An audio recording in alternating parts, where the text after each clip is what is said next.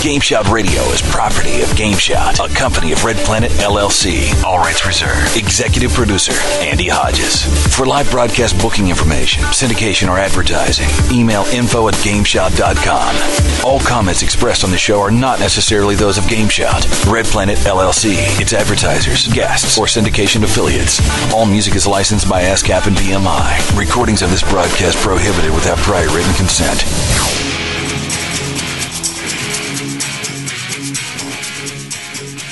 And welcome back to another wild weekly edition of GameSHOUT Radio. This is Captain Maverick, your host. With me, of course, is the always wonderful, effervescent, and wild and wacky SexyJosh Britt over there in the other studio. Josh, how you doing, man?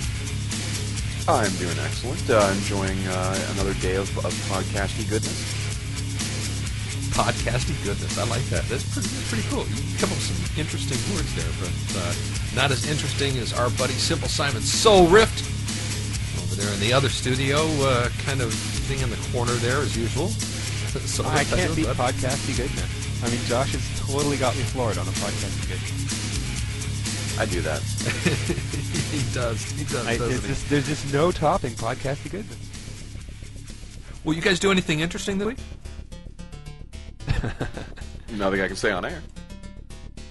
Well, yeah, that's the usual, though.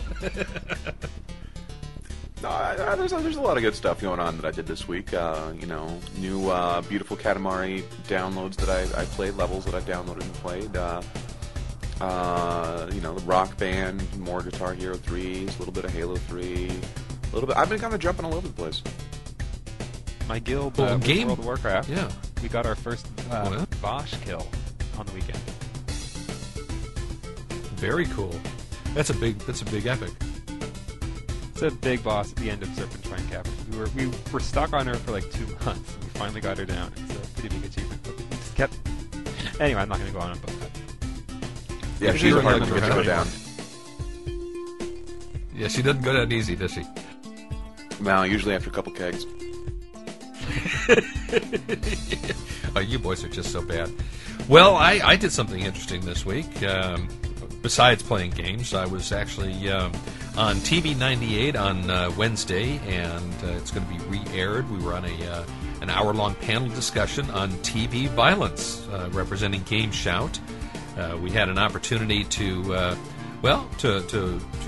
convince professors and school counselors about the actual personal responsibility behind parents and individuals, our students, our kids, our young ones, in choosing the games that they play, and whether games actually cause violence or not.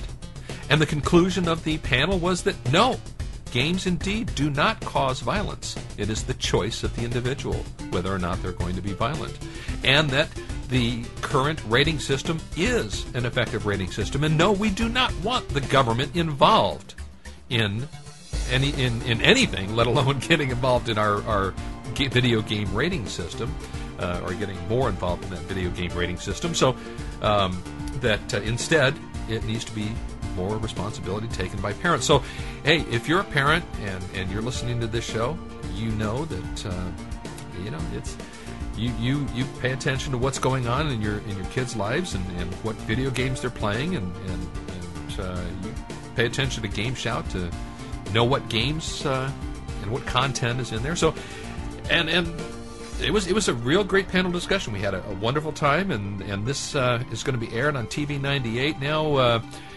Oh gosh, it's about a dozen times over the next 60 days. So it's pretty cool. And all of you folks on the western side of Michigan that are going to see this in the Muskegon area and all up and down that west coast, want to thank you for having yours truly, Captain Maverick, on the show, and for the opportunity to express some opinions. And we're glad to have you on board and joining us on GameSHOUT Radio. Today we have a whole boatload of stuff to talk about. We're going to talk about well, I got some great PC news for you. Actually, a bunch of interesting things going on in the PC world. AMD is delaying the Barcelona chip. Bigger Gaming has come out with this new this new ultimate game system I got to tell you all about. It's based on the Intel Penron Core 2 Extreme Quad Core XQV90. Well, anyway, I'll tell you more about that. It's a very, very cool gaming system. Microsoft is killing the Vista kill switch. Soulrift is going to tell us all about EVE Online, the Trinity expansion. He's got some tech news for us about the 50 gigahertz transistor. We're going to be talking about the GameSpot controversy. Yes, we are going to be having a little panel discussion of our own. And Josh is going to tell us all about the Xbox 360 dashboard update. And we have some review overviews for you to tell you a little bit more about some of the reviews that we posted on the site this week and want you to go check out. We're going to tell you a little bit about Rockband, Mass Effect, Eye of Judgment, Painkiller, Overdose, Guitar Hero Overdose, and Guitar Hero 3. Man, we just have so much goodness for you. We just don't know what to do, except maybe to start out with the, well, okay. I'm a sucker for that joke of the day thing because we've been getting in more and more jokes. And again, I remind you folks, thank you very much for everybody who keeps sending in jokes. I appreciate them. I would appreciate making sure that you do like send a name in with the joke. That's always good. Keep the jokes clean that we can use them on air. We got a lot of jokes that we can't use on the air. No, we can't. But we do have a couple of jokes, so guys, you got to help me decide which one of these is going to be worthy of GameSHOUT goodness here. First one is from a person who did not want us to use his name, so we'll call him or her, it, Anonymous. That's right. So Anonymous, thank you for your joke. A visitor to a college campus paused to admire the new Hemingway Hall. And the visitor said, well, it's a pleasure to see a building named after Ernest Hemingway. Well, the guide said, actually, it's named after Joshua Hemingway. No relation. Oh? Was Joshua Hemingway also a writer? Well, yes, indeed. He wrote a check. He wrote a check. Okay. You know, I do have a story about that, and I gotta go into a funny story because the university that I went to, McGill University up in Montreal, was the same university that William Shatner went to. And remember, we had Shatner on the radio show a while back. That's right. Bill Shatner. He was what a blast. So for like forever, the students of McGill University have referred to the student center building as the Shatner building. And the university officially won't name it the Shatner building because, of course, William Shatner hasn't donated any money to the university. So it goes right along with that joke. Oh, my It's so goodness. true. It's so true. Awful. They just name the buildings based on who writes the check. Well, I'm going to say that this joke from Undertaker was probably a little bit cuter, okay? He says, after church one Sunday morning, a mother commented, I guess he just must have overheard this. Mother comments, well, that choir was awful this morning. And then the father comments that, well, the sermon was just way too long. But their 7-year-old daughter said, but you've got to admit, it was a pretty good show for $1. Pretty good show for $1, huh? Come on. You have to admit, that was a cute one, yeah. Okay. Well, all right. Well, here is our joke of the day, dedicated to our buddy Josh Britt. Bud Light presents Real Men of Genius. Real Men of Genius. Today we salute you, Mr. Wedding Band guitar player. Mr. Wedding Band guitar player. Any guitar player can rock a packed stadium, but it takes real talent to keep the Wyszynski reception going all night long. Perched on the stage in your undersized tuxedo, you tirelessly churn out tunes from the 50s, 60s, 70s, 80s, and 90s. Keep on rocking. Sound check? You don't need no stinking sound check. No! And even though you've never had groupies, you have bagged the occasional bridesmaid. Never forget you. So crack open an ice-cold Bud Light, guitar guy, because every wedding you go to, you're the real best man. Bud Light Beer, Anheuser-Busch, St. Louis, Missouri. So, Josh, how many times have you played at weddings, huh, Mr. Guitar Player? Never, actually. Oh, man! I actually hate going to weddings. Well, yeah, but your girlfriend loves going to weddings because they're just so romantic. No, I hate actually, going to- she hates them too. Yeah, I take What? going to weddings because of the guitar players. Well, oh man, gosh, you guys are no fun. Weddings are just so much fun. Yeah. Let's Soulrift, let's go ahead and start this off with a little bit of discussion about Eve. I want to hear all about what's going on with Eve Online. Eve Online, yes. Well, I mean, it's an MMO. It's cool. We talked about it. Actually, we've been talking about it for as long as we've been doing the show, because it's been out for about as long as well. I think it came out in 2003 or 2004.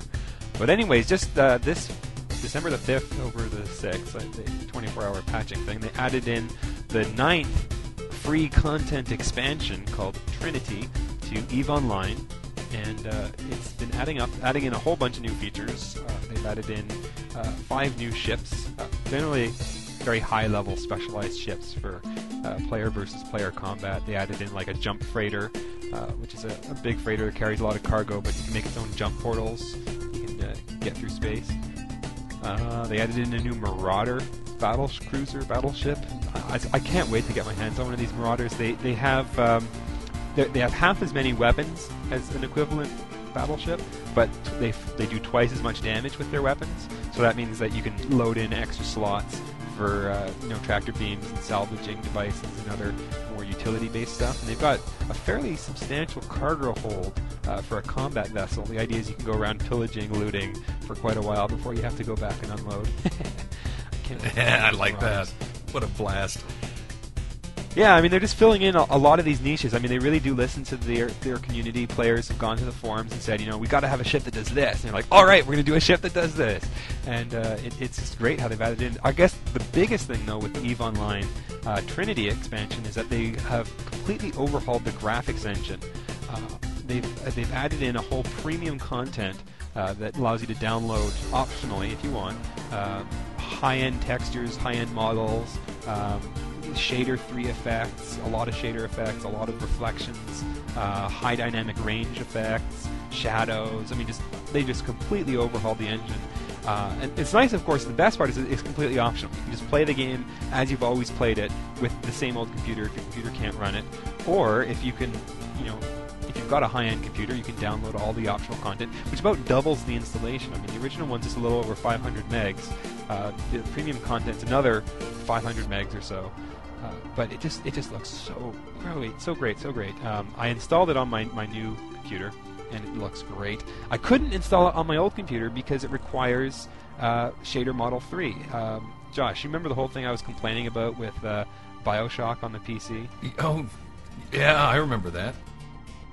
Yeah. Like I couldn't get BioShock on my old computer because I had a Radeon X800, which has shader model 2.1. So when I try to run EVE Online, it says your video card isn't compatible. But my new computer, I can install it. So it's kind of neat though, because I was playing side by side. I could compare the same game on the two computers, and the graphics are really nice. But there was a bit of a flaw, a bit of an issue with the rollout of the premium content. This is a pretty crazy story, because the people that installed the premium content patcher within the first 4 hours of release. Now, mind you, this is at 2 a.m. GMT, but I guess some people, like me, just had to get it as soon as it came out. And people who installed the premium content within 4 hours, there was a bug in the patcher that would delete the boot.ini file from your system. So you couldn't, if you tried to reboot your computer, it would give you an error and says cannot boot into Windows, erroneous boot file. That hurts. Crazy or what? Well, it turns out that the problem is that EVE Online, its INI file in the installation directory is called boot.ini, a really bad choice of file name, I think. But there you have it. I guess they just put a slash or a missing a dot or something in their patcher, and they deleted the wrong boot.ini. Instead of C program file ccp eve online boot ini, it's just C boot ini. Oops.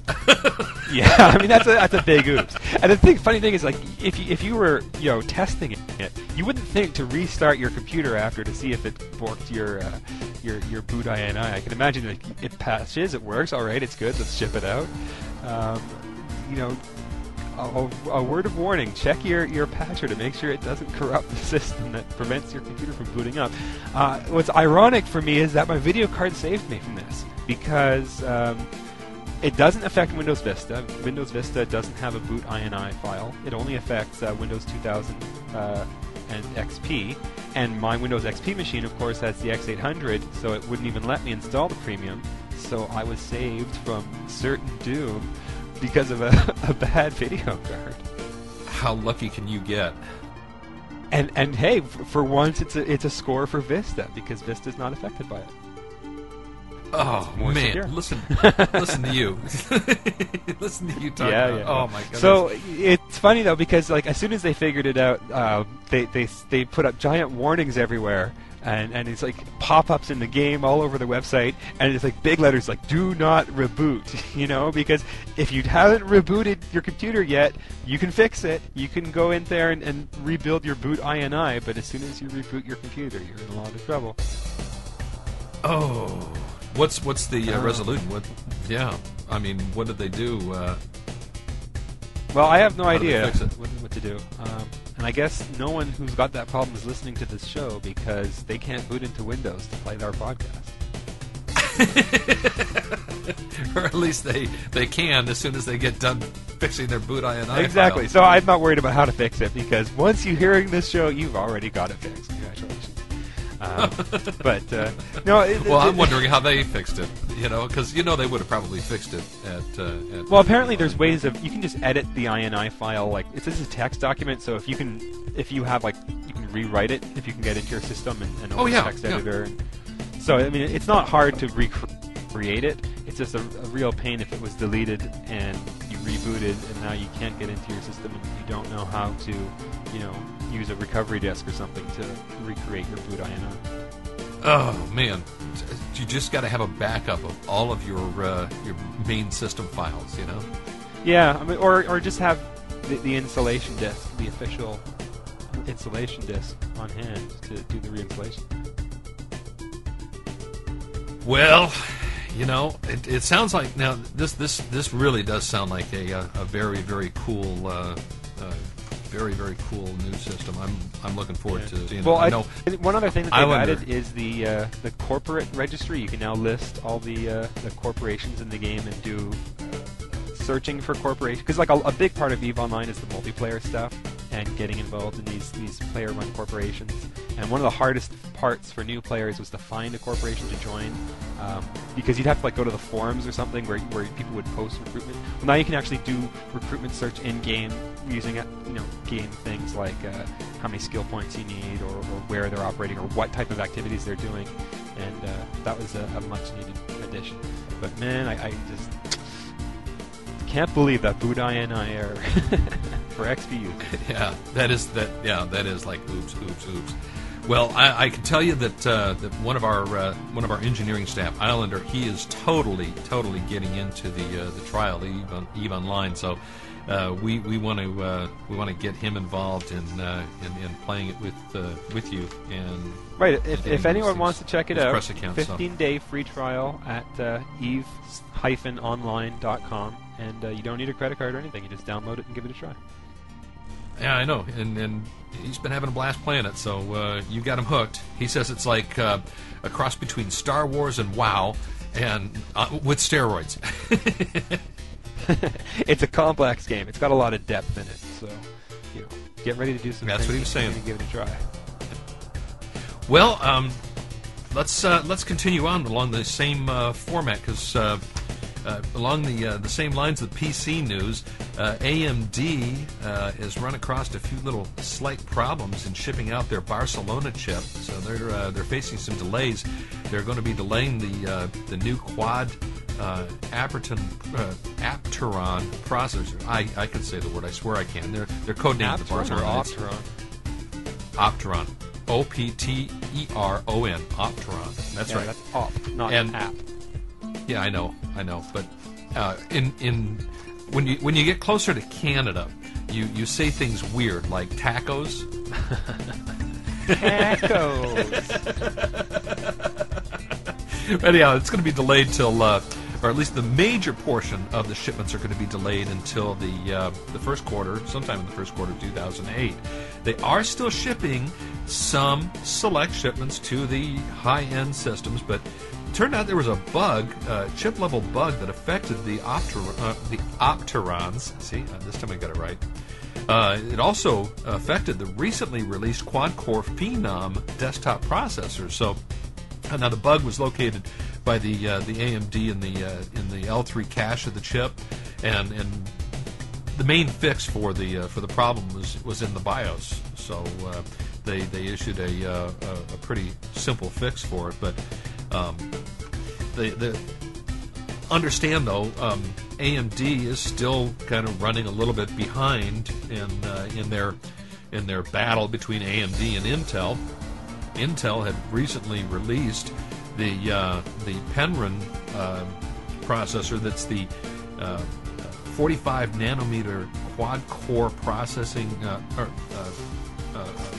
system, whereas AMD is still on the 65 nanometer processing. In fact, the Penryn is also a green processor. It uses in its manufacturing process. It uses no lead, so it's using all green manufacturing processes. Well, there's a lot of gaming companies or computer companies, PC companies that are out there making these ultra gaming PC systems, and well, not wanting to be outdone, Vigor Gaming has unveiled their Penryn gaming desktop PC. Okay, now this, if you're constantly upgrading your PC and you're dreaming of that ultimate gaming PC, you guys got to check this one out. Okay, this one is using the new Penryn. It's well, let me give you an idea. Okay, this is Intel's new Core 2 Extreme Quad QX9650 Penryn processor. Okay, it's the PC is called the Force Recon BT. It's completely geared with the ultimate gamer in mind. All right, it's got the new quad-core processor. It's a 3 gigahertz quad-core Extreme. It's the first CPU built around the 45 nanometer green manufacturing process. And this Force Recon BT is built specifically for gaming and multimedia users. So, I mean, this thing, it starts. I mean, your basic box system with this box runs right around 2,600. But I mean, you add the extra bells and whistles, and you can come out with a $4,000 system that will blow the socks off any possible game that's out there. So check it out. Get a chance. You can take a look at the full article on GameSHOUT.com, and head over to. We'll link you right from that article over to VigorGaming.com and see all the details on this new game system. I mean, if somebody's going to compete with Alien and their PCs for ultimate gaming systems, this has got to be one of them. Now, again, along the same lines of PC news, Microsoft has got the SP1, the Service Pack 1 update coming up about, if I understand correctly, sometime in the first quarter next year, probably in January. And this year there have been a lot of glitches that have been associated with Vista, and especially with the server problems. You have a lot of people that have gone online to download the updates, and then they verify their copy of Windows Vista, and bang! Oh no! The server's down, and their copy of Vista is not verified. So now they've just hit the kill switch, and that kill switch shuts down all the great features of Windows Vista, and treats them like they are running a pirated system of Vista. Well, Windows got sick and tired of this complaints and the problems associated with that. So what they've decided is, with the SP1 update, Microsoft has decided to kill the kill switch. So it's no longer going to be a situation where it's going to shut down all the features on your desk or on your operating system, but it will make some changes to your system. All right, if you are using a pirated version of Vista, or if it doesn't authenticate, you are going to end up with a black desktop and a great big box in the right-hand corner of your screen that says you're using a pirated version of Windows Vista. All right, that's one part. Next thing that's going to happen is you're going to get this pop-up that's going to come up pretty frequently from time to time. And this pop-up is going to say you're using a non-genuine Windows system, a Windows Vista operating system. Would you like to upgrade it and validate it and get a genuine copy now, or would you like to do it later? So you get your choice of yes or no, or do it now or do it later. Well, now, if you decide to go ahead and do it now and buy it now, check this out. Because some people are using a pirated version of Windows Vista, they're going to get a chance to go buy that version of Windows Vista at a 50% discount. Yeah, it's the OEM version. The Windows Vista Ultimate, for example, normally runs about $400. They're going to be able to buy it for $200. Now, Soulrift and I were talking about this, and he looked online. Now, what did you find, Soulrift? The OEM Windows Vista OEM. What was the price you found? So, like, when you get the Windows Vista software, there's two ways of getting it. There's the retail box copy. We looked at, for example, we're mainly looking at the Ultimate one because it's the most expensive. We love big numbers. And the Ultimate one's like $500 to buy a retail brand new copy in the store. But you can also get the OEM version, the original equipment manufacturer, which is technically a copy of the game a copy of the software that's sold to manufacturers like Dell, who then pre-install it on a computer when they sell it to you, and that costs about $200. So what Microsoft is doing is selling an OEM license, not a full retail copy. Okay, and so if that's the case, then they're not getting a copy that's going to be able to transfer from PC to PC. It's going to be locked into that motherboard then. Yeah, exactly. See, the OEM version of the software is locked into the motherboard that's initially installed, that it's installed on. So it's designed to be sold on like a prepackaged computer that's not going to be upgraded, that's not going to be taken apart. And if you replace the motherboard, you're supposed to send it back to the manufacturer, and then the OEM manufacturer is responsible for getting a new OEM key for the new motherboard. That's why you're not, as a home individual user, you're not supposed to be going out and buying the OEM version. The retail copy can be transferred from one computer to another. So if you buy a new computer, or if you upgrade the motherboard on your computer, you can transfer the software because you bought a retail home user's license as opposed to the OEM. That's one of the main reasons why the home user, the box copy, is so much more expensive. The other main reason is that you also get support from Microsoft, whereas you don't with the OEM. The OEM license says that the person that buys the OEM license is also responsible for providing technical support for that version. So if you are a home user and you buy an OEM, you are your own tech support. Oh man! So if that's the case, then you're not going to get a whole lot of backup from Microsoft if you need, well, tech support. You can always go to Microsoft and pay for tech support. It's an available option. They'll sell you tech support. Yeah. You don't get like the 30 days free you do with the retail copy. 30 days is with the retail copy, which still isn't much, but at least it'll get you through your initial installation and any other early troubles. So, whoa. yeah, Okay. yeah. Well, now a couple of other little points with this. Now, okay, yes, they get a 50% discount for turning in, for turning over a new leaf and going from the pirated software to a full version of Windows Vista. But now I was talking to my son who does some website design, and he was saying that if that's the case, then one of the things that Microsoft is also going to require is that a copy of that pirated software, so that they can study it and review it and see how it was able to be put together and track it and so forth. Now, I hadn't heard anything from Microsoft about that, but I'm wondering if you had heard anything like that, if that's been something that's been a commonplace practice in the past or anything. No, I haven't really heard anything about it. I'd imagine what they'd be most interested in is looking at the product information that might be integrated into the version that you have installed. Like if each disk goes out with a unique identification key on it, and then a version goes back to them saying this is the pirated version, then they can say, oh well, this product key perhaps that they sent out to someone to review is now turned all over on the internet, and that's what everyone's pirating. And they can track down the source of the leak. If it's a review copy, or if it's what was at a manufacturing plant, if it was an employee copy, if it was a license, from one of the programmers or something. I guess they just want to figure out where the leak happened, so they want to analyze the pirated copy in that sense.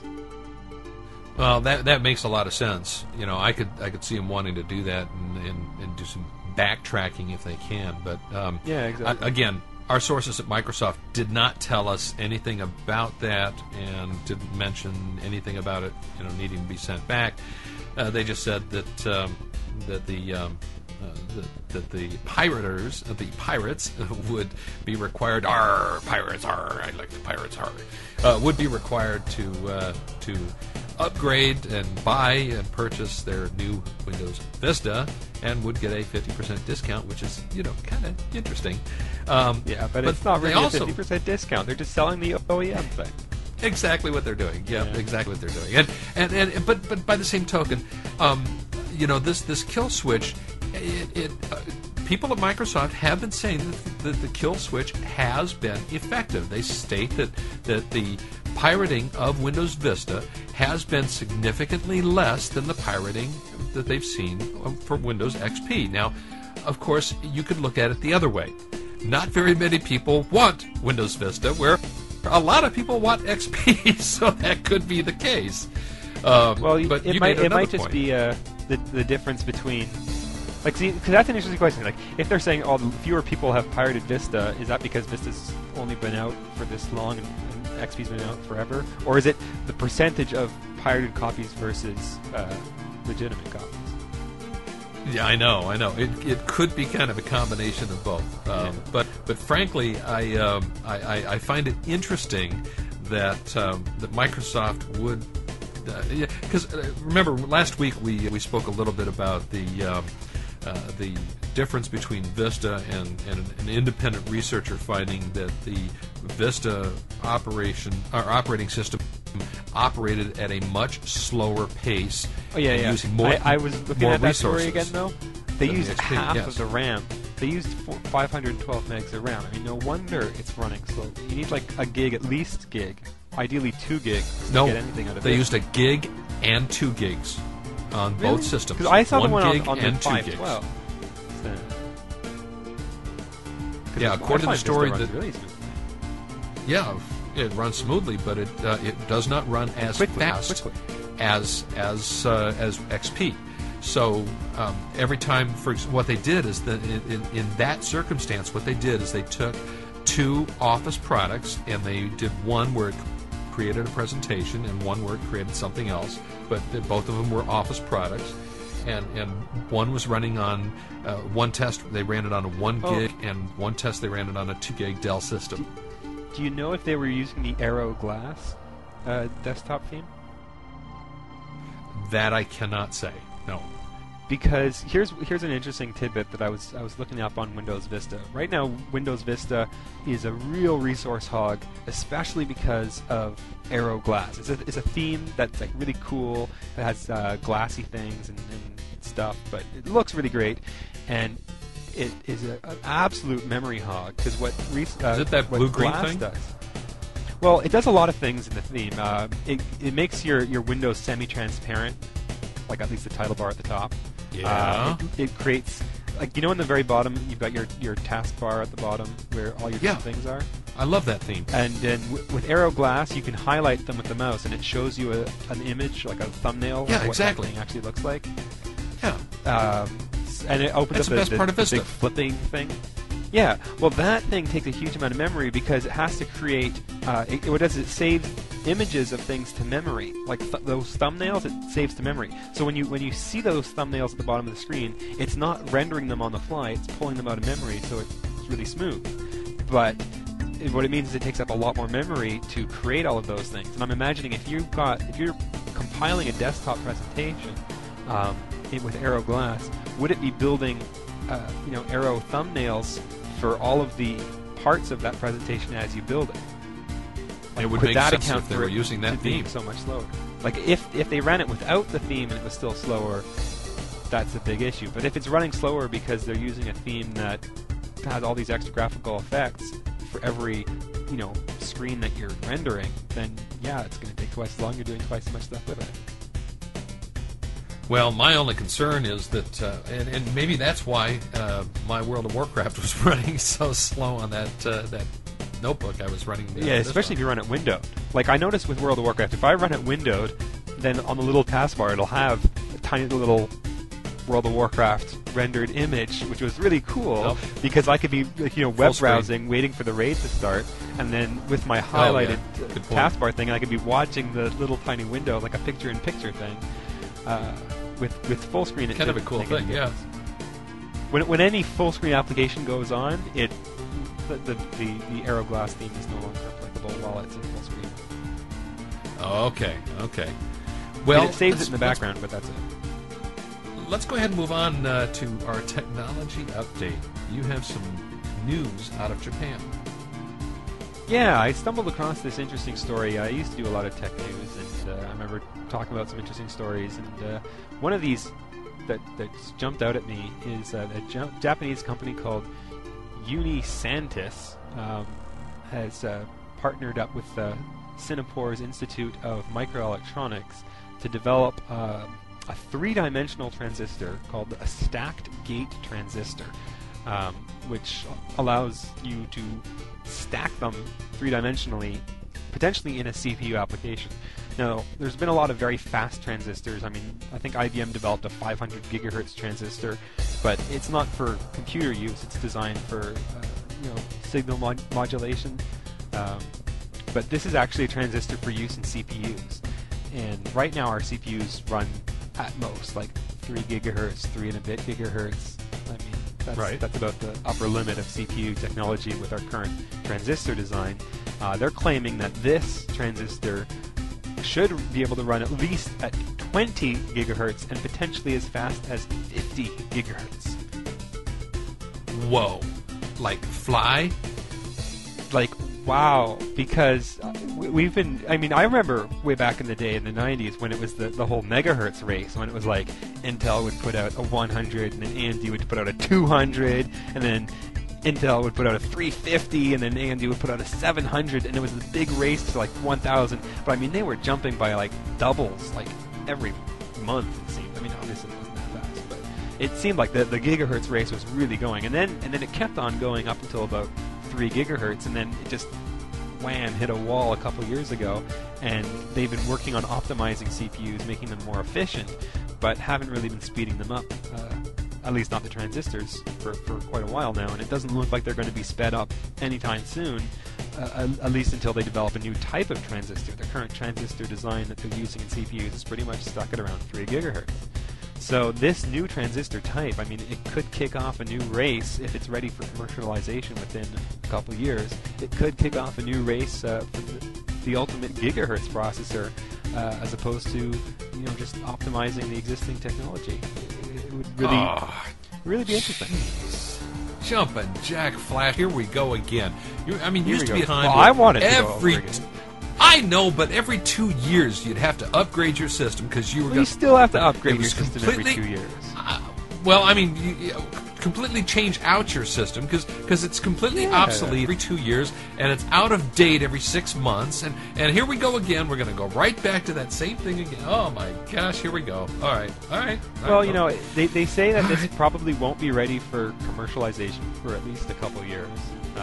So it's not like next year, January 2008, we're going to have to overhaul everything with 20 gigahertz processors. Darn it. They're still doing a lot of research about how to actually build these into CPUs. But I don't really know enough about semiconductor technology to comment on how viable it is, but it's got a cool diagram, so I'm sure it's great. It's got a cool diagram, so I'm sure it's great. It's pretty good there, Soulrift.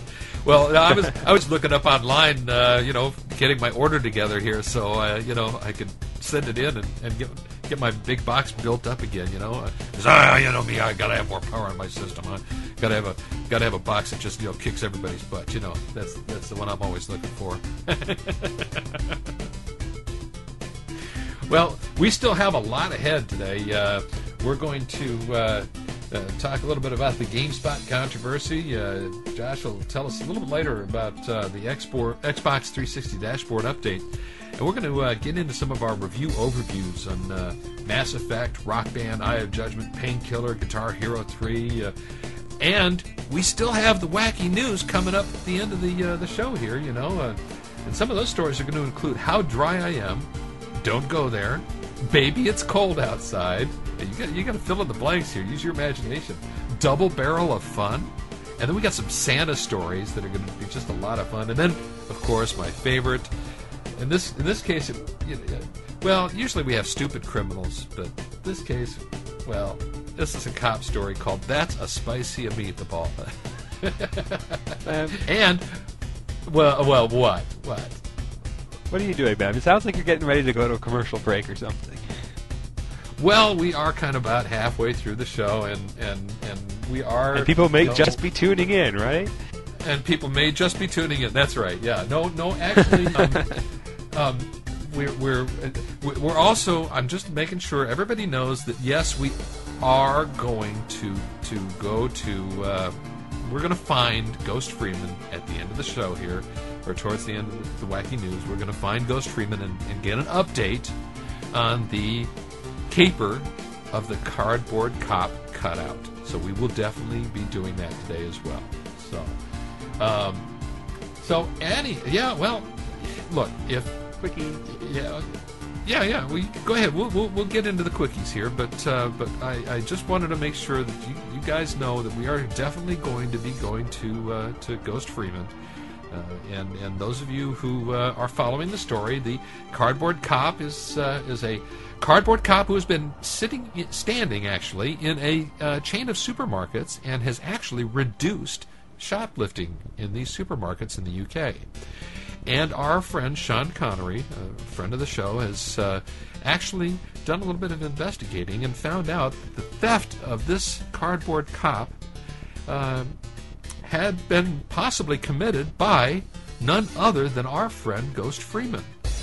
And the description fit Ghost Freeman. The voice that was on the videotape sounded just like Ghost Freeman, but Ghost says it wasn't him. And since then, Ghost has opened his own detective agency, and he is going to do some investigating. And he is going to find out who is the bad guy. So, with that being said, you guys got to stay tuned. We still got a lot of fun and goodness ahead. With that, I'm going to turn it right back on over to Soulrift for a few more fun quickies. What have we got going on, Soulrift? Yeah, give me some quickies. Quickies. Yay. The Jordan Weissman, the founder of FASA Studios, which of course created such great things like MechWarrior, has just struck a deal with Microsoft to relicense the rights to properties like MechWarrior, Shadowrun, and Crimson Skies. What he plans on doing with them, nobody knows, but it's speculated that he's up to some Andrew Ryan-like madness. Ooh, my brother and I used to love to play MechWarrior together. I mean, just love playing MechWarrior. Oh. So apparently he's into a field called alternate reality games. We'll see what he comes up, but apparently he's going to have a lot of transmedia connected toys and entertainment. It should be a lot of fun. Should be a whole heck of a lot of fun. You know what? I just want them to bring back the BattleTech card game and then use the same thing for the Eye of Judgment. I mean, if I could have the BattleTech CCG from Wizards of the Coast that worked with the Eye of Judgment, that would just be. I just play that. Forget anything else. Okay. All right, what's your next quickie? So other quickie. Next quickie, Phantasy Star Universe, which recently had a new expansion called An Ambition of Illuminous, which has been somewhat popular on PC, PS2, and Xbox 360, is now being announced for the PlayStation Portable. So, Phantasy Star Universe, also known as PSU, will be available for the PSP under the name Phantasy Star Portable. So you will now be able to play PSP on your PSP. Oh. Are you just being funny? I'm just being funny, but it's a good story. It's actually happened. It's PlayStation Phantasy Star Portable is the actual official name for PSP on the PSP. Okay, all right. Well, I tell you what. That one last little quick newsy bit is the PlayStation Network has just released their weekly update, and lots of cool stuff, demos, patches, trailers. One interesting title, Wild Arms, the old PlayStation role-playing game, is now available in the PS1 store for download and to play on your PlayStation 3 or PlayStation Portable. Very cool game. Go check it out, and it's worth buying, even if you don't like the game, just for the music. It's a great soundtrack. Oh, worth buying just for the music. Well, yeah. Josh, why don't you tell us a little bit about the Xbox 360 dashboard update? That just happened this week too, didn't it? Well, that just happened on Tuesdays. There's a lot of new features that you can now find on your Xbox 360 that weren't there prior to this. Most of the aesthetic changes, some of it reorganizational changes, but a lot of it is really cool and really good. I'm looking forward to playing more with this, but putting it to more practical use as the days go. But as of right now, they've reorganized a lot of the Xbox marketplace. Then there's the reorganization of a lot of your content on your system. So now, instead of just having arcade games, demos, and different game-related items on their own little menu, you can now go into your games menu and then roll around through there. At the top is a sliding horizontal bar that allows you to organize your games via either demos, downloadable content, Xbox Live Arcade games. So that's a nice little addition. Your videos can now are now reorganized and put into different folders. So you have your game content videos, your TV show videos, and then say you have a bunch of different videos for one game or show. It is all now put into a subfolder for, say, I have a lot of Jericho episodes on my Xbox. They're all now under the Jericho folder or under my Mass Effect folder for my Mass Effect videos. So that's really cool right there. Another big introduction that they've made is the Live Online. Basically, it's a daily news section updated on your main dashboard where you can go and check out updates, news, videos, and they buffer and stream the video straight to your Xbox. Usually like 3-minute videos, nothing too big. So there's a lot of really cool updates, and by far my most favorite is the new support of Xvid and DivX codecs for your Xbox 360. The greatest part about this is you can either stream it from your computer, or, as I've now tried, you can burn a DVD with the files on it and then put it in your Xbox and basically play them off your Xbox. So I've put a couple of movies and TV shows that I have in Xvid and DivX encoding, put them on a DVD in just a file format, and then stuck them in my Xbox 360 DVD tray, and it plays like a regular movie or video would on anywhere else. So I'm really hyped and amped about this. I love it. I think they've done a lot of really new things. Plus, you got the new Friends of Friends social networking that they have going on, where you can see all the friends lists of your friends and see who's there. If you know anyone, send a friend request. You can add a bio to your gamer tag and all this kind of stuff. So it's an interesting update to the Xbox 360. I'm glad to see it. And one other big one that they've added would be the parental timer, where parents can go in and set an amount of time on which their kids can play their 360, either by There's another parent-kid fight. Yeah, really. You can set for 4 hours for a day or 4 hours for a week, or however you want to do it. It's completely up to the parent for how long they want their kids to play it. So definitely, if you haven't downloaded the new patch yet, well, it should automatically do it when you turn your 360 on. So either get your 360 to some internet, or download or go purchase the latest game with the latest patch on it. We'll see what goes on here. Oh, yeah, it is. It is actually really very cool, and it's very customizable, and that's one of the things that I thought was very cool. I personally just love the new Xvid DivX support. That right there just sold me a lot more. Well, yeah, of course it did, because you like all the videos. Yeah, yep. Downloading all your shows, your movies, all your porn. Yep, all that fun stuff.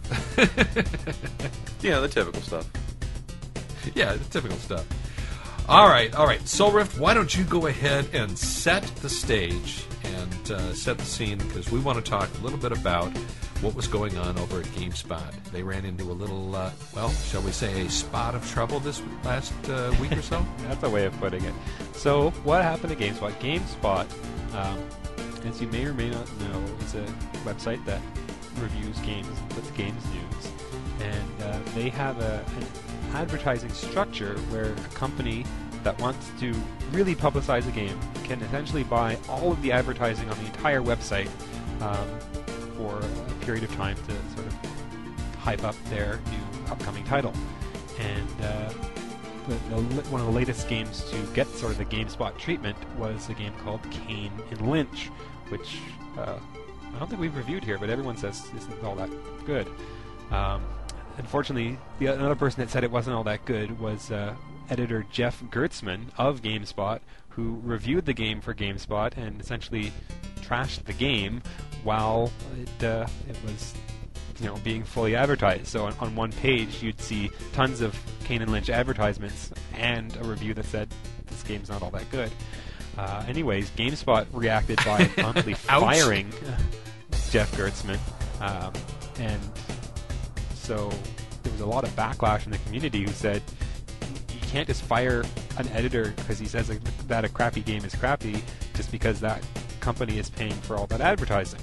And there was a big hoopla about how these how objective these reviews are. I mean, are the game sites just paying GameSpot? Here's $100,000, give our game 9 out of 10 or 10 out of 10. Well, it's always been one of our biggest concerns. Well, all right. To kind of delve a little bit deeper into this, I talked about this on my personal podcast earlier this week, and there's a lot more to this than just he gave a game a bad review and was fired. I don't know if that is specific. I mean, that is all just hearsay and rumor at this point in time. There is no definite or basically final saying on why Gertzman was released. There is a lot of. I mean, it's hard to dismiss a lot of these suggestions that have been coming out, but it's not as cut and dry as to say that he gave Kane and Lynch a bad review and was let go because of it, because the review was posted 2 weeks prior to his firing. Well, but still, it does kind of lead up to that as a possible, reason for his being let go. I mean, they're doing all this advertising on their website, and that's always been one of our concerns is how do we maintain a neutral bias and still be unbiased in our review of games, and at the same time be able to advertise on the website and still earn a living doing so. And GameSpot is trying to do both. But again, there is no substantial evidence suggesting that this was the one and only reason why he was released. It's easy to just look at it and say, holy crap, they fired him because he gave it a bad review. But we don't, GameSpot has not come out and said anything. Gertzman himself has not come out and said anything regarding it. There is a lot of different things that could go around this. I mean, let's put it this way. On the one aspect of things, the original press release from GameSpot said that Gertzman was released due to tone in his reviews, and it could have been that this may have been the final straw that broke the camel's back for his career at GameSpot. But we can't go out and say that this was the reason he was fired. This was it. This right here. I'm not, and I'd like to believe that there's a little bit more. Let's see, how do I want to put this, moral standing at GameSpot, and that may not be the case. That may be the case. I'm not going to say which way or one way or the other, but everyone is jumping on this saying that this was the only reason. I'm just trying to say that this can't have been the only reason, or this probably was not the only reason, because we don't have all the facts here. Well, and that's true. We can't make a final determination because we do not have all the facts. We were not there. We did not observe it. We did not witness it. We can't say for sure. But all the indications from outside do lead us to believe this could be a big contributing factor to his being let go. Gershman, I mean, does he have a blog someplace? I mean, that'd be nice to find his blog. I'd like to find a blog and find out what he's got to say, because I'd love to hear exactly what he's got to say on the whole subject. But yeah, you're right, we weren't there, and it was 2 weeks after this review was written. And he does tend to be a little bit more, a little tougher in reviews than a lot of the other editors there.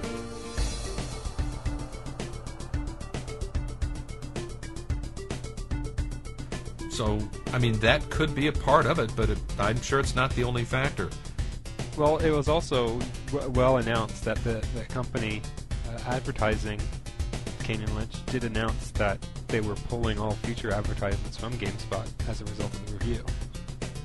Ow! Now that's a little added so fly to the maybe pie it here. maybe it took 2 weeks because there was some, it had to go through step A, B, C, D, E before they could go ahead and give them the fire notice. But it does seem like there was some very significant repercussions in the review. Even if the review alone wasn't why they fired him, they did get slammed with saying, we're not going to give you $100,000 advertising contracts anymore because we gave you one of these contracts and you gave our game a bad review. Well, now, I mean, going off of what I've been following this entire story since it broke last week, and reading off of a lot of things that have been said from anonymous tipsters from supposedly inside GameSpot, that the reason that they didn't fire him until 2 weeks after the fact, was because there was a lot of games coming out, big games that people wanted, that they wanted the editors and staff to write reviews for, knowing that if they fired Gertzman before all this, that no one would, basically there would be something of a blockade in any writing for the site, which apparently is what supposedly is happening according to this anonymous tipster. But again, we don't have that. We don't have any sufficient evidence or anything definite at this point to say whether or not this is real or that is a falsified information from someone making it up. But that is a plausible explanation if this is the case. I mean, again, I think there's just a lot going on here that. It could. I'm not saying that. I'm not completely throwing out of hand his review as a possible factor in his termination from GameSpot. I just don't think this was the entire reason for his termination from GameSpot. Well, a lot of that kind of advertising revenues will lead to some repercussions. I mean, one way or the other, those type of ad revenues are going to have a cause and effect. And the effect is, hey, we got rid of him, so can we have the advertising back, please? Yeah, exactly. Well, you know what? I also wanted to cite someone else, Ben Kuchera, an editor of video gaming news at Ars Technica, wrote his take on this whole thing.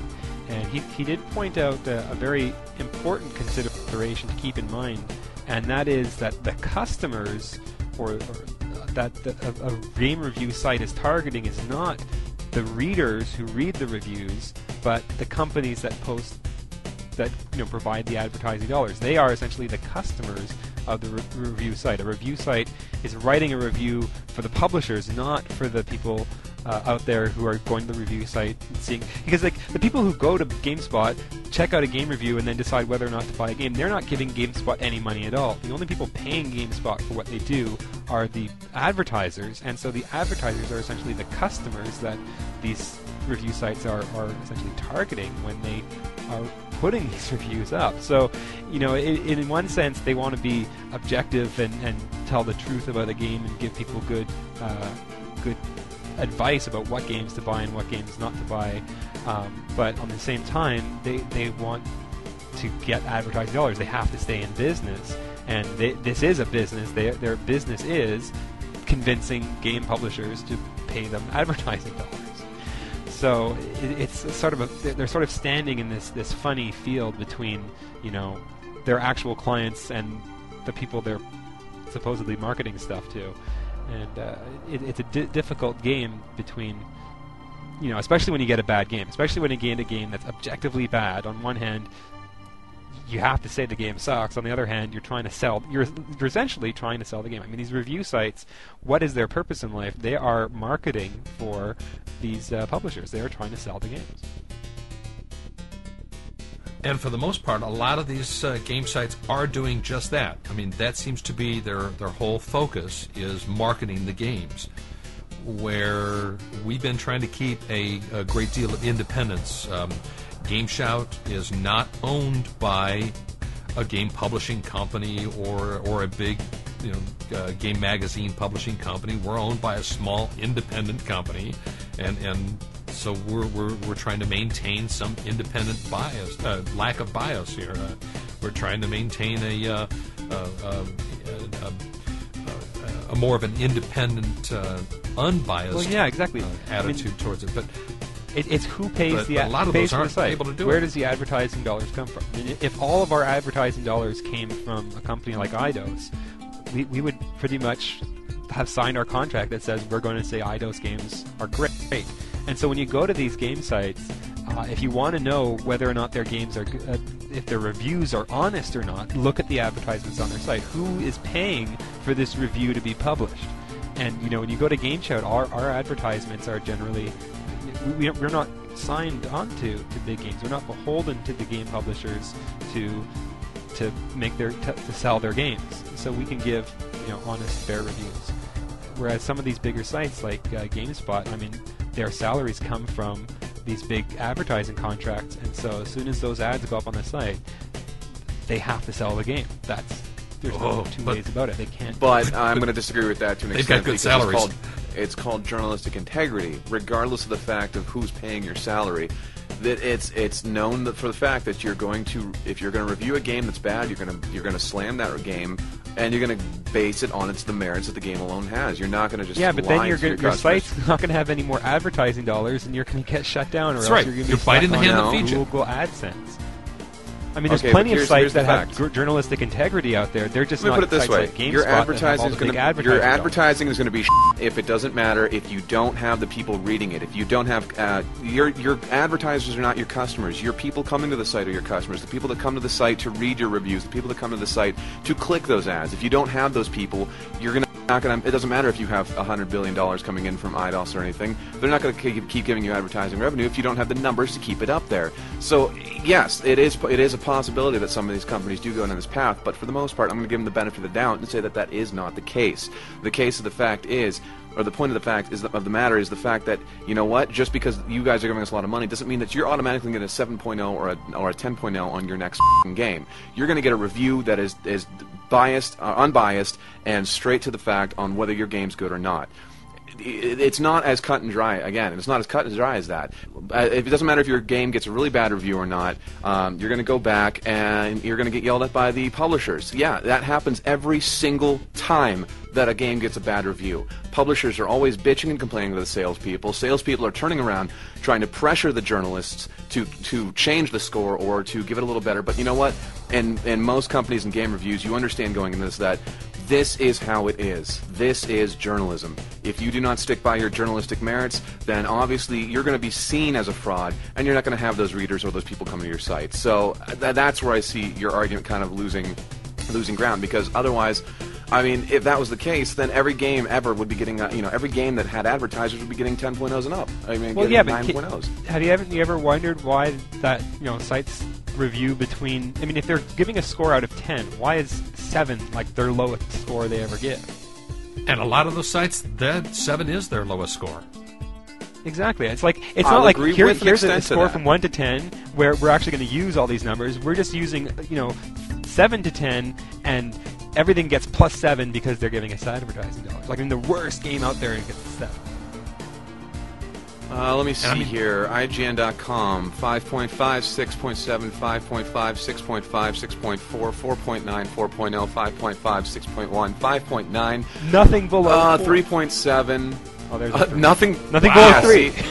Wow. 5.0, 5.4. That is just Xbox 360 alone. And that is within the last, since November 5th, those are all the games that have come out for Xbox 360, and those are IGN's scores. Yeah, but are any of those games that paid big advertising dollars for the site?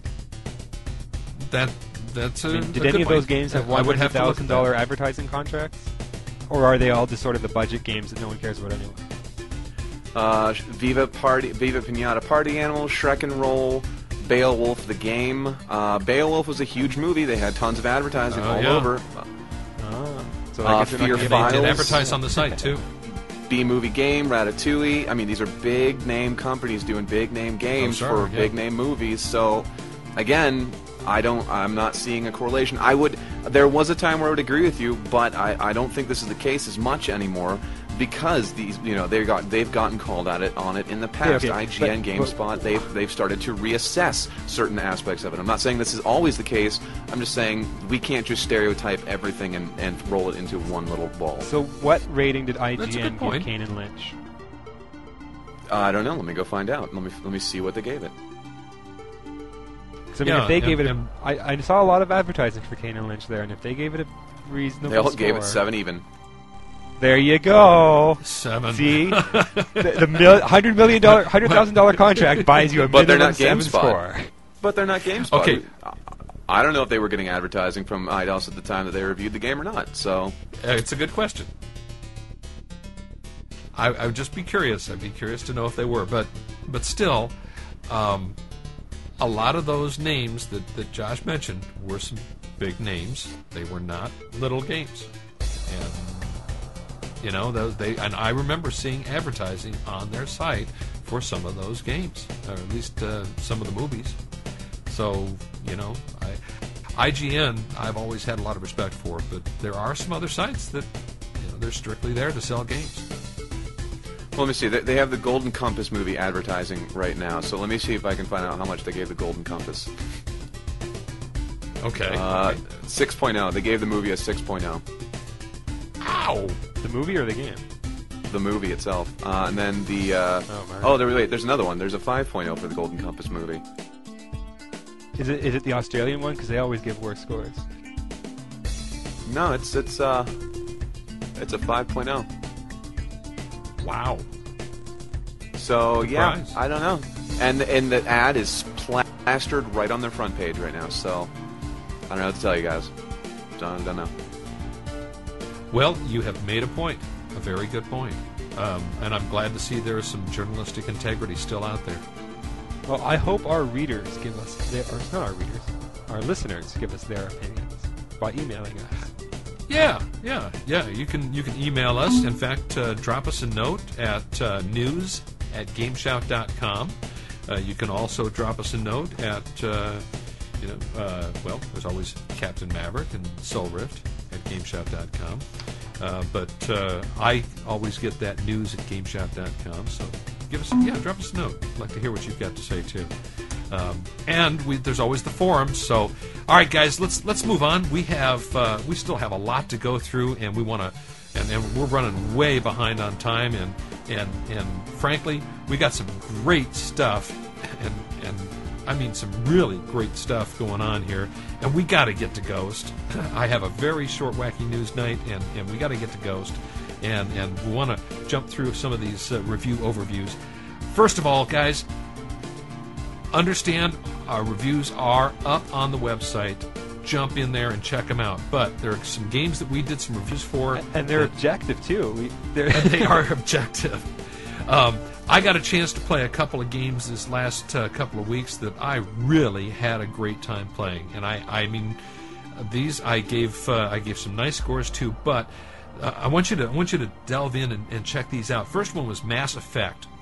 Now, first of all, when you take a look at Mass Effect, I don't want you to think this is like another reemergence of a Halo 3, because it is not. This is an RPG with a very, very deep storyline.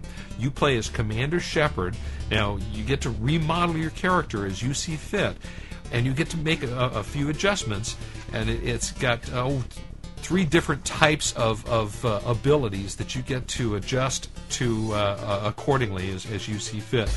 There's the commando, there's kind of a magic as a biotech, and there's a technical ability that you also get to adjust to. But for the most part, you are where in Earth, usually us humans in most of these stories are the center of the universe. Well, in Mass Effect, we are not the center of the universe. We are just another small race that is just trying to climb up the ladder and become part of the council of races. And in Mass Effect, you will become a Spectre that gets to the opportunity to prove yourself and prove humans' capabilities. And the depth of this RPG, I thought, was absolutely amazing. There's incredible graphics, great storyline, huge, incredible storyline, and a lot of fun involved in this game. Okay, there were a couple of things that I ran into, some gameplay issues, including some limited effective use of the squad, and some graphic and game engine slowdowns kind of got in the way of the game to some small degree. But for the most part, it's a great RPG, rich graphics, terrific storyline, incredible voice acting, phenomenal voice acting, and it really provided I'll tell you what, I'm going to be playing this game in between other game reviews. I'm going to be playing this game over and over again, because every time you play it, choose another character line, and it's going to be something completely different. Now, another game that Josh and I got a chance to play this week and had such a rockin' good time doing it was Rockband. Josh, I'm telling you what, I still love playing my bass guitar, dude. It's just so much fun. Well, I've been able to switch on between drums, guitar, and singing. I had a little bit of bass play, but for the most part, I handed the bass off to my girlfriend, who played the bass for our rock band on my band. And I did a lot on the drums. I love the drums. I think it's a great new addition to the musical genre of video games. And the guitar is also a lot of fun. But the guitar itself that comes with the game, I'm very, very disappointed in. I think that it was It was very well ill-designed, in my opinion. The neck feels too square and not very ergonomical. It hurts to kind of play, in all honesty. On the Guitar Hero guitars, you could always feel the buttons and know where you were, whereas with this, it's flat, and you really can't tell where the button is. And then the lead buttons are a lot smaller than one would be used to as the big buttons, which kind of throws me off. While the strumming toggle is a lot skinnier and thinner than what I would normally want to be used to, as well as the whammy bar is a little bit longer than my taste. So, I mean, overall, I think it's something I could probably get used to if I really wanted to, but when I have a perfectly usable Guitar Hero 3 guitar to use that works with that game, I see no reason to switch over and force myself to learn that guitar. See, that was the problem. Now, the couple of things to know about Rock Band, though, okay, because one of the things about Rock Band is that it really does focus on team play. If you can do a solo career as a singer, you can do a solo career as a guitarist or a drummer. Unfortunately, they left out a bass player solo career. Come on, guys. You left me right out of it. I was really bummed about that.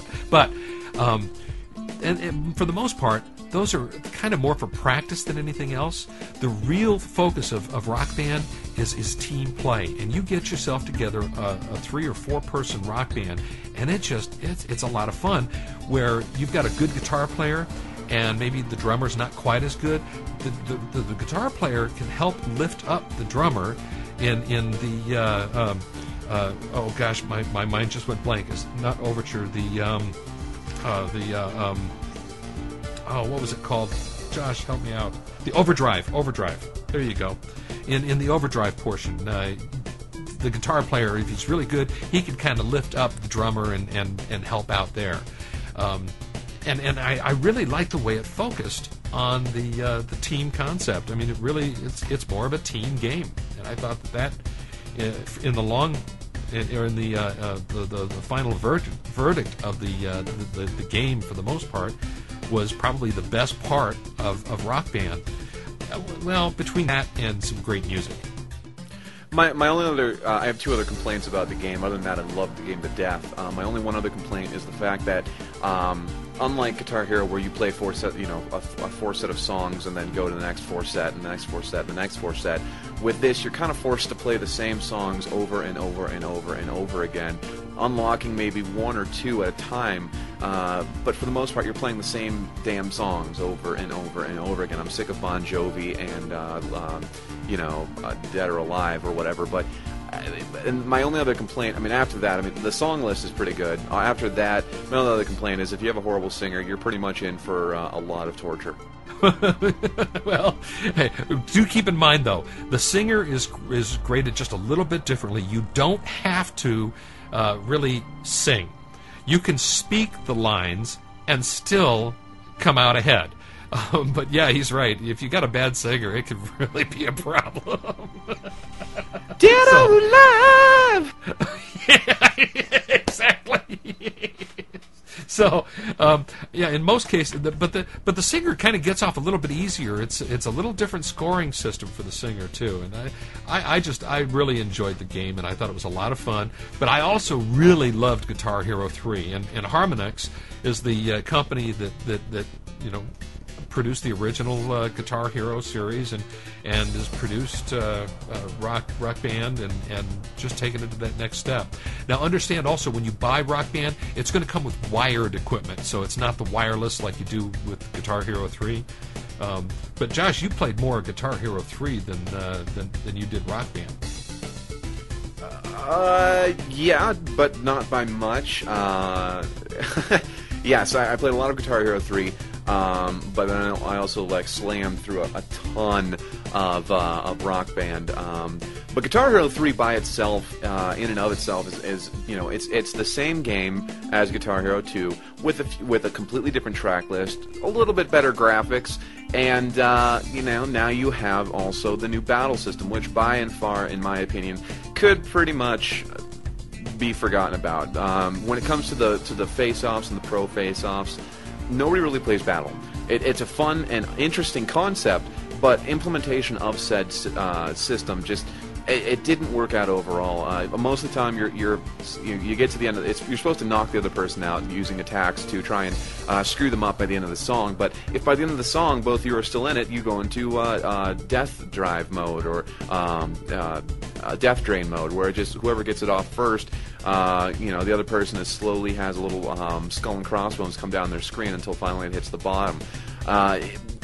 Frankly, every game of mine ended that way in the death drain, and I think if they would have added more attacks in the actual gameplay, or made the attacks a little bit more useful, maybe that would have been more fun. But I think overall, I mean, with those, it didn't really tickle my fancy that well.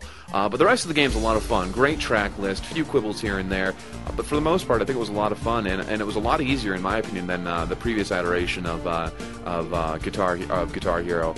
Whereas Rock Band was also a lot easier than Guitar Hero 3. Go figure. But I still, anyone who's looking for a sweet wireless guitar for their 360, definitely pick up this iteration of it, because frankly, it is the bee's knees. Let's just put it like that. It is the bee's knees. They do. And that's exactly what this game is. I have no bloody clue. I just like using it. All right. My turn. My review was of the PlayStation 3 iToy. Well, no, iToy was PlayStation 2. PlayStation 3 i, and it comes with the Eye of Judgment, and Eye of Judgment for PlayStation 3. It's really cool because it's the first collectible card game for the PlayStation 3. It's probably the first collectible card game that I've played for any computer game, actually. And you play this game with a little webcam and a little mat that has 9 squares, and you actually take these cards it's made by Wizards of the Coast.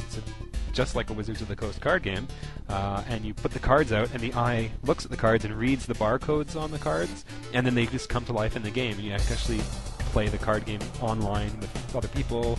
You can play it locally, and they play animations and stuff. And it's overall, it's a very cool game. It's interesting because the actual positions of the cards, their orientation matters. Like the monsters will face a certain direction and attack in that direction. So it's important that the eye could actually read the barcodes for the position. It's not just that you have the card out, unlike some of the other Japanese arcade games which have like RFID cards where you put the card down and it reads the card, or has a barcode scanner and you scan the card in. But once you've done that, it doesn't really matter where the cards are. Whereas this one, you actually play the cards and the positioning matters, which is a big thing for CCG gamers, especially if you've played like BattleTech, which, once again I'm mentioning this one. BattleTech, very important CCG. Of course, positioning matters. So where you put the cards affects what the cards do. It's like Magic. You tap the cards, you turn it on the side. Well, the same thing's going on here. The card game itself is actually pretty fun. It looks pretty simplistic. It's got 9 tiles. The goal is to put a creature on 5 of them. So it sounds like a pretty basic game, but the actual strategy, actually getting it to go, is really, really complex. There's a lot of detail in the game. It starts off, it's very accessible. It starts off, you just put the cards out. But once you get into the details, there's so much strategy, primarily because creatures can counterattack. You attack a creature, it counterattacks. But when a creature counterattacks, it attacks all of its available targets. So if you've got a creature that attacks, on 2 different sides, and you attack on one side, it'll counterattack on both sides. And so one of the interesting strategies in the game is to provoke your opponent's big creatures into attacking your opponent's own cards. So if you've got a big creature that does like 5 damage in 2 different directions, and one of the directions is pointing at one of your own cards, well, I'm going to put a weak monster, tap him, I'm going to get myself killed, but I'll maybe be able to kill off one of your creatures as well using your own creature. So the strategies are really interesting. I was playing this here with Islander, our techie guy. He's also got Eye of Judgment. We're playing online. Of course, the Eye has a built-in microphone, so you just sit there and talk. It's like, your computer screen or your TV screen is like a window into the other person's room, and you're just sitting there talking as if you were sitting there together playing a card game. The integration is really nice. My only major complaint with the game is that you can't set up a private room. So if you are going to play with a specific person, you have to create a room, send them an invitation, and then hope that no one else joins before they join in. You can't set like a password protection or a hidden room, an invitation-only room. But other than that, it's a really great game. And I definitely recommend people checking it out if they want to play a CCG on their PlayStation 3. Very cool. Now, you also got a chance to play Painkiller Overdose, and I got a chance to play a little bit of that, too. That was a wild, off-the-wall game. Well, it's a pretty standard... It harkens back to the original, the origins, the original first-person shooters, like the original Doom or Heretic. Most recently seen in games like Serious Sam, where it's not like BioShock, where you've got a storyline and inventories and tons of puzzles to solve. It's just going out there and shooting stuff. And I guess if you like that kind of game, it's a pretty well executed game of that sort. It's not really my style. I like the more in-depth. I like inventory management, the skills, and leveling up and all that.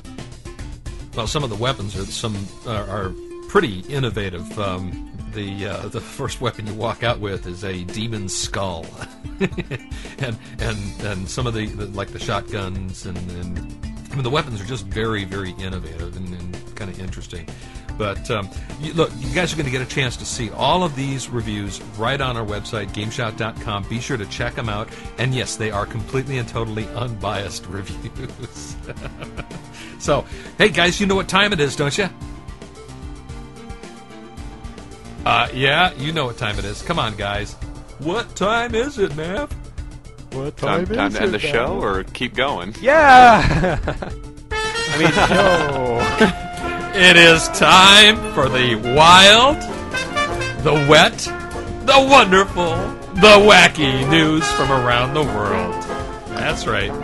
Time for me to bring you some of the weirdest news that we could find from all 4 corners of the earth. And we're going to start out with a wild one from Well, this one's from, it's actually from Ireland. It's called How Dry I Am. Calls for more stringent drunk driving laws in Ireland have brought some resistance. No, not from the normal people that you would expect, but from the Roman Catholic priests. See, the current 0.08% limit is fine, but tightening it any more than that really isn't, according to priests. They say that they often have to celebrate Mass more than once in a day, and that includes communion. And, well, if you do communion more than once a day, you could be over the limit just trying to travel between maybe 2 or 3 churches on Sunday morning and coming back again, according to Friar Brian Darcy. He's the rector of Passionist Monastery in Elkington.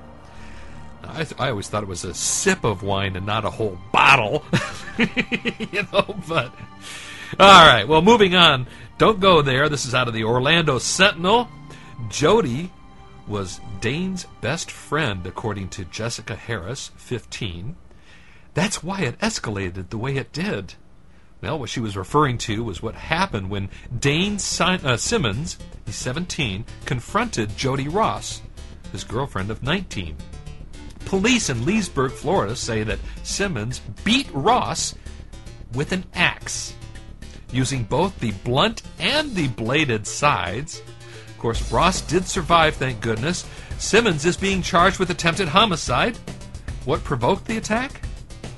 Well, Simmons became very upset when he discovered that his girlfriend Ross was dating his mother, Maria Mines, 35. That's right. It wasn't just the dating part.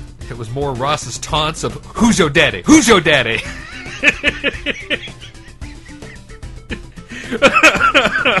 Oh, no. Oh, bad. Okay, let's take this over to Manchester. Baby, it's cold outside. The operator of Britain's National Lottery issued a new scratch and win game. The theme of the game is called Cool Cash. It's, of course, involving winter temperatures. The tickets of the tickets that were winners, if they were scratched off, the temperature was lower than the figure that was shown on the card. Makes sense, if you've got 32 degrees shown on the card and 31 degrees is what you scratch off, you win! Yay! Okay, well, but players, they couldn't figure out whether they had won or not. One person phoned the lottery and said that they fobbed her off with some story that -6 is higher than is higher and not lower than -8, according to this woman. She says she's not having it. Well, the lottery got so many similar calls that they gave up and canceled the game. Okay. Dumb and Dumber here, all right? Dumb. Players not understanding basic math. Dumber. A lottery operator that doesn't know or doesn't already know that players aren't any good at math. So, all right. You guys work on cars? You guys work on your own car? Josh, you work on your car now and then, don't you? Yeah, now and then. Have you ever had trouble taking off a tire, removing the lugs? Can't say that I have. Well, I haven't either, and when I have, I've resorted to tools like, a pry bar. I've resorted to tools like a rubber mallet and the pry bar. I've even resorted to tools such as a torch to heat up the nut, because the you heat up the lug nut and the shaft will stay cool, and that will increase the size of the lug, and it'll come apart. It'll break the lug nut. All right. Well, this guy didn't quite get it. In Double Barrel of Fun, this man in South Kitsap, Washington, he was working on his car. He needed to remove the wheel. Well, one lug was too tight and it wouldn't budge. So he chose an unconventional tool to loosen it. A shotgun. The double-aught buck from the round ricocheted, carrying with it chunks of metal from the wheel, and the do-it-yourselfer was hospitalized with severe but not life-threatening injuries from his shin to his chin. Oh, gosh. The unidentified 66-year-old man wasn't intoxicated, a sheriff spokesman said, which surprised the heck out of me. And he didn't say why he resorted to the shotgun. He says he doesn't think that he was in any condition to say anything, that the pain was just too severe. But you know what? I'm sorry. Stupidity should hurt, okay? It should hurt a shotgun. Go ahead, I'll take it off. All right, let's move on to our Santa matters. In Australia, they're asking department store Santas not to say ho ho ho. Did you hear about this? No. This one Santa on Wednesday was fired for saying ho ho ho and singing Christmas songs to the children.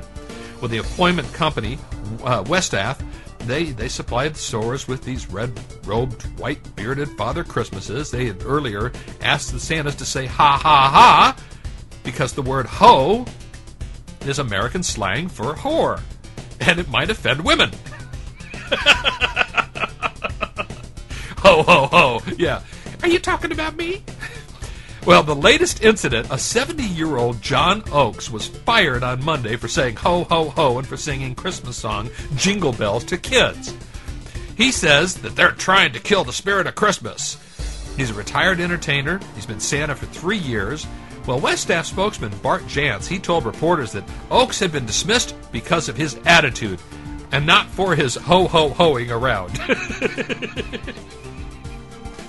Ho, ho, ho. Well, this I thought was really interesting, and I found this among the science and technology news, and it's called, Here, Honey, You Can Have This for Christmas. Are you stumped about what to get your sweetheart? That's something special for Christmas? Well, why not some rhino poop? That's right, the International Rhino Foundation is auctioning separately on eBay 4 pieces of dung from the endangered species and will use the proceeds to fund conservation efforts. The pieces come from 4 of the 5 types of rhinoceros: white, black, Indian, and Sumatran. The Javan rhino is so rare, a sample could not be collected. They followed him for hours, but they just couldn't get anything from behind him. So each piece is dried. It's mounted in a clear trophy case and marked with the type of rhinoceros that produced it. The auction ends on Sunday. And as of Thursday afternoon, the bidding has been, well, quite light, with the top bid for the Sumatran rhino poop standing at about $500. The black rhino poop is standing at about $255. The Indian is $250, and the white rhino, oh man, the whites always have it down. They're always pushing us down, man. $122.50 for the white rhino poop. Come on, guys, let's get out there and bid for some rhinoceros poop. The foundation, which is based out of White Oak Conservation Center, says only about 17,500 rhinos remain in the wild, with another 1,200 living in captivity. So get out there and buy some rhino poop and save a rhinoceros. That's right. Okay, honey, you want that for Christmas? You know how badly I'll get my butt kicked if I give Mama that for Christmas? Okay, you walk into a store we got to be, fair and even on all things here. We talked about Santa in a couple of stories, so let's do a little Hanukkah story. And this store in New York, well, they need to be slapped around a little bit because it's not really kosher. That's right, the store in Manhattan made a little food faux pas by advertising hams as delicious for Hanukkah. Okay, Hanukkah, as you well know, is an 8-day Jewish holiday that begins on Tuesday evening, and hams, as well as pork and other, products from pigs, can't be eaten under Jewish dietary laws. So this woman who saw this mistake over the weekend at this store on 14th Street took pictures of the signs and posted them on her blog. And, of course, the director of marketing at the store corrected the problem as soon as they found it and issued an apology on the company website, said it would never happen again, and they would definitely be reviewing the employee training. Hams for Hanukkah. Yeah, you want to have Christmas Hanukkah hams. That's right, Hanukkah hams. All right. And where we usually have our stupid criminal of the day. Well, in this case, we've got an interesting cop story. And this is what I call, that's a spicy meatball. It's a police officer failed a drug test because his wife spiked his meatballs with marijuana. And he's suing to get his job back. He's a counterterrorism officer. His name is Anthony Chiafalo. He's a New York Police Department, and he's taken the case to the Manhattan Supreme Court. He was suspended back in 2005 after 22 years of service. He failed a random drug test. Now, his wife told the investigators that he had been secretly drugged, that she had secretly drugged his meatballs, hoping that he would fail the test, and it would force him to retire. And NYPD said that the story was just not credible. Well, both Mr. Chiafalo and his wife, Catherine, have passed lie detector tests about how the marijuana had entered the police officer's system. In fact, she testified that she just wanted her husband not to die of a heart attack or get killed in the line of duty, that she wanted him to be around to help raise her son. Well, Mr. Chiafalo, he said his wife had marijuana in the house because, well, she used it to alleviate suffering caused by chronic back pain. Sounds like somebody we used to know. An administrative judge recommended Mr. Chiafalo be reinstated to the Joint Task Force on Terrorism, but Police Commissioner Raymond Kelly rejected that opinion and fired him. Fired him! Yeah, say, Mama shouldn't have marijuana in the house anyway. So, hey, with that, I think we should make a quick call. Don't you think so, Soulrift? We should, Josh? Don't you think we should make a little quick call? Yeah, sure, let's do it. Okay, well, let's do that. Here, let me see if I can't find the number here.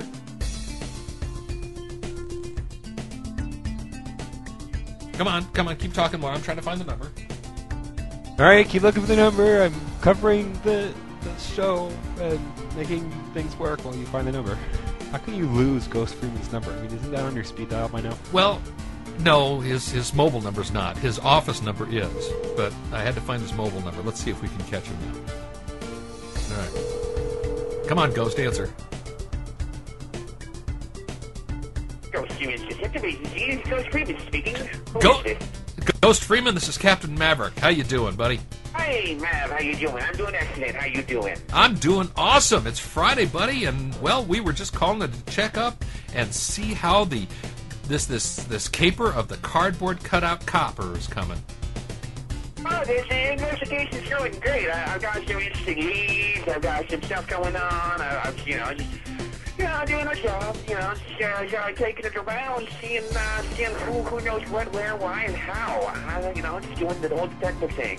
Oh, well, that's great, Ghost. But you sound like you're really local. Where are you?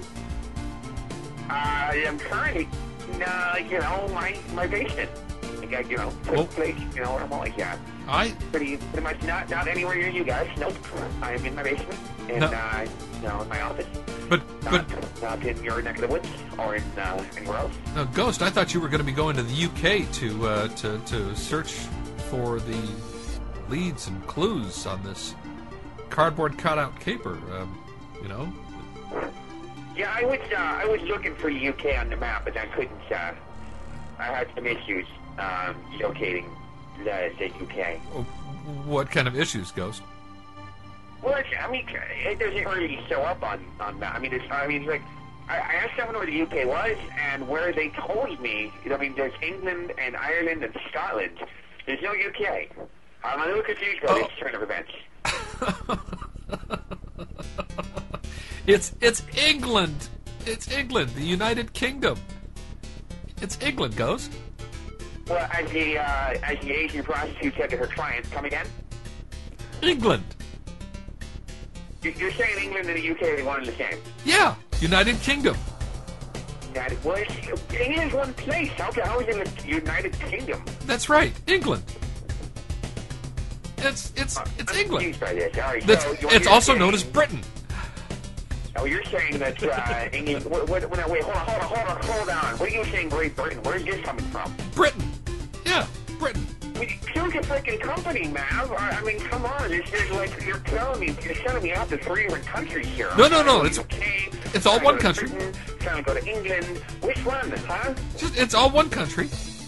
It's all one country. I mean, you're not going to be able to find any leads on who's trying to frame you by sitting in your basement.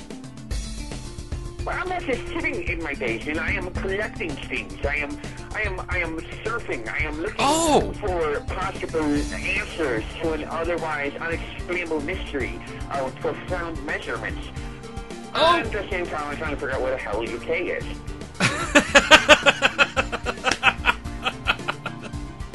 Okay, all right, Ghost. Here's what I want you to do. Head north and hang a right. Eventually, you'll hit the UK. Yeah, okay. Thanks. That's wonderful advice. I'll get on that. You know, I was trying to think you're making up this whole country. I don't think there is UK. That's the land of unicorns and fairies and castles where, you know, knights and kings live. No, I don't think that's the case, my friend. Oh, yes. I'm in England. Screw this. I'm gonna go head to England, see what I can find, see if I can locate Connery. That's right. Hey, Go. you guys have blast. I'll be in touch. We'll check in next week. We'll call you on your cell phone and we'll check in. We'll see how the investigation's going, and see how your visit to the UK is going. I mean, to England, and you'll find Sean Connery and tell us how he's doing. Okay, I'll get right on there. Okay. Okay, is there anything else you need there, Ghost, to be able to continue your investigation? No, I think I'm okay. Are you sure? I can send you a map of England if you'd like. Okay, now you're just making fun of me. No, I wouldn't do that. It's okay. You're our friend, Ghost. I'm gonna go look this up here. No, it's okay. You're an investigator. I expect more than that from you. You know that. I would never make fun of you. Much. I'd never make fun of you. I've got to think of you. You're an honorable investigator. All right, I'm gonna go. I respect you. Got a plane to catch. Okay. Give your mom my love. Great.